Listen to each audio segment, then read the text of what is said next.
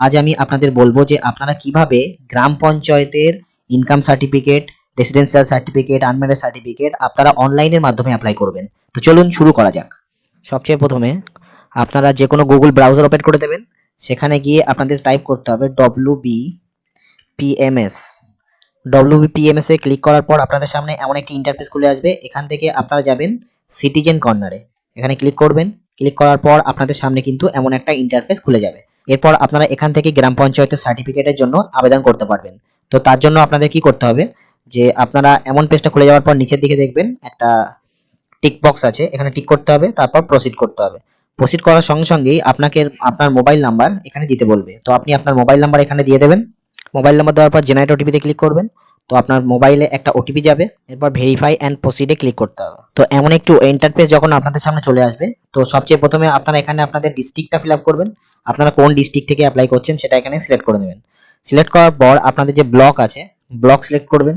Select করার পর দেখবেন গ্রাম পঞ্চায়েত, আপনাদের নিচে যে গ্রাম পঞ্চায়েত আছে সেটা সিলেক্ট করে নেবেন। তারপর সংসদ, দেখবেন আপনাদের যে গ্রাম পঞ্চায়েতের যে মেম্বার আপনাদের আছে তার নামটা এখানে দেখাবে। তো সেখান থেকে আপনারা এটা সিলেক্ট করে নেবেন। সিলেক্ট করার পর এসএসসি নাম্বার, এসএসসি নেম ও রিলেশনশিপ এটা কোথায় পাবেন? তো এটা আপনারা আপনারা যে পঞ্চায়েতে যে ট্যাক্স দেন, তো সেই ট্যাক্সের ডকুমেন্টসে দেখতে পাবেন এসএসসি নাম্বার ও এসএসসি নেম। এরপর দেখুন নিচের দিকে চলে আসুন। নিচের দিকে আসলে অ্যাপ্লিক্যান্ট ডিটেলস। অ্যাপ্লিক্যান্ট ডিটেলসে আপনারা এখানে মিস্টার মিসেস সিলেক্ট করে নেবেন। সিলেক্ট করার পর আপনার নাম, ক্যান্ডিডেটের নাম। আপনারা ডান দিকে দেখতে পাচ্ছেন যে এখানে আপনাদের সার্টিফিকেটটা আপনারা যদি চান নেপালি বা বেঙ্গলিতে নিতে চান তাহলে দুটোতেই পসিবল আছে। তো এখানে ইংলিশের নামটি টাইপ করতে হবে, এখানে বাংলায় নাম টাইপ করতে হবে। তো আমি বাংলায় দিতে চাইছি না, তো এটাকে এভাবে ইনঅ্যাক্টিভ রাখলাম। এরপর আপনি দেখুন এখানে অ্যাপ্লিক্যান্ট নেম, তারপর গার্জিয়ান নেম দিতে হবে। এরপর গার্জিয়ানের সঙ্গে রিলেশনশিপ কি আছে সেটা দিতে হবে। এরপর আপনার অ্যাড্রেসটা ফিল আপ করতে হবে। তারপর পোস্ট অফিস, তারপর পুলিশ স্টেশন, আপনার গ্রাম আপনি এখান থেকে সিলেক্ট করতে পারবেন। গ্রামটা সিলেক্ট করে নেবেন। সিলেক্ট করার পর আপনার পিন কোডটা দিয়ে দেবেন এবং date of birth. Date of বার্থের জন্য এখানে ক্লিক করবেন। এখান থেকে আপনারা ডেটটা সিলেক্ট করে দেবেন। সিলেক্ট করার পর আপনারা চলে আসুন ডান দিকে। তো ডান দিকে দেখুন আপনাদের রেসিডেন্সিয়াল সার্টিফিকেট যেটা, এটা অটোমেটিকলি আপনাদের টিকমার্ক থাকবে, এটাকে আপনারা আনটিক করতে পারবেন না। তো এখান থেকে আপনারা কোন সার্টিফিকেটের জন্য অ্যাপ্লাই করছেন, তো আমি এখানে ইনকাম সার্টিফিকেটের জন্য অ্যাপ্লাই করব। তো ইনকাম সার্টিফিকেটে ক্লিক করতে হবে।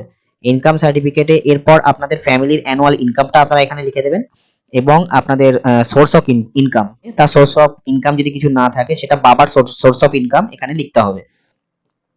এরপর আপনাদের নিচের দিকে আসুন, আপনার মোবাইল নাম্বার যেটা দেওয়া থাকবে সেটা শো করবে এখানে।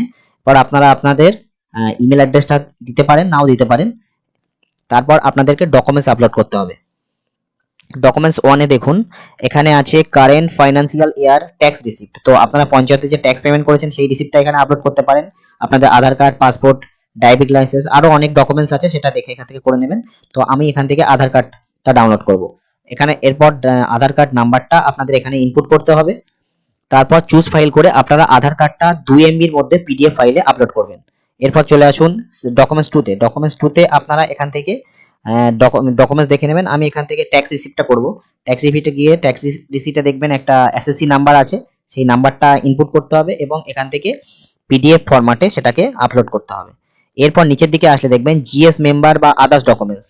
তো আপনারা এটার জন্য আপনাদের যে গ্রাম পঞ্চায়েত বা মেম্বার আছে তার কাছে কল করে নেবেন জিএস মেম্বার সার্টিফিকেটের জন্য, বা আদার্স ডকুমেন্টস যদি কিছু দিতে চান সেটা এখানে দিয়ে তার নাম্বারটা দেবেন এবং এটা আপলোড করে দিতে হবে। এরপর নিচের দিকে আসলে দেখুন আপলোড অ্যাপ্লিক্যান্ট ফটো, এখানে অ্যাপ্লিক্যান্টের ফটো আপলোড করতে হবে 100 কেবির মধ্যে। তো এখানে আপনারা চুজ ফাইল করে 100 কেবির মধ্যে একটা ছবি এখানে আপলোড করে দেবেন এবং এই ছবিটাই আপনাদের যে সার্টিফিকেট ইস্যু হবে সেটাতে আপনারা দেখতে পাবেন।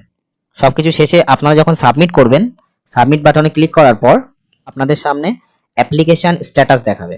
দেখুন অ্যাপ্লিকেশন সাবমিট করার পর আপনারা কিন্তু এই পেজটাতে চলে আসবেন। তো এখানে আপনারা কি সার্টিফিকেটের জন্য অ্যাপ্লাই করেছেন, ক্যান্ডিডেটের নাম দেখাবে, কোন ডেটে অ্যাপ্লাই করেছেন সেটা দেখাবে, তার ভ্যালিডিটি কতদিন আছে সেটা দেখাবে এবং ডকুমেন্ট স্ট্যাটাসে আপনারা যেমন দেখতে পাচ্ছেন যে আমি একটা অ্যাপ্লাই করেছিলাম সেটা অ্যাপ্রুভ হয়েছে আর একটা রিজেক্ট হয়ে গেছে, সেটা ইনকামটা ঠিকঠাক হয়নি বলে। এরপরে দেখুন এখান থেকে আপনারা ডান দিকে অ্যাকশনে গিয়ে এখানে ইংলিশ বা বেঙ্গলিতে, আমি যেহেতু বেঙ্গলিতে ফর্ম ফিল আপ করেছিলাম বেঙ্গলিতেও ডাউনলোড করতে পারবো, ইংলিশেও ডাউনলোড করতে পারবো। এখান থেকে এইভাবে আপনারা সার্টিফিকেট, পঞ্চায়েতের কোনো সার্টিফিকেট আপনারা অ্যাপ্লাই করতে পারবেন।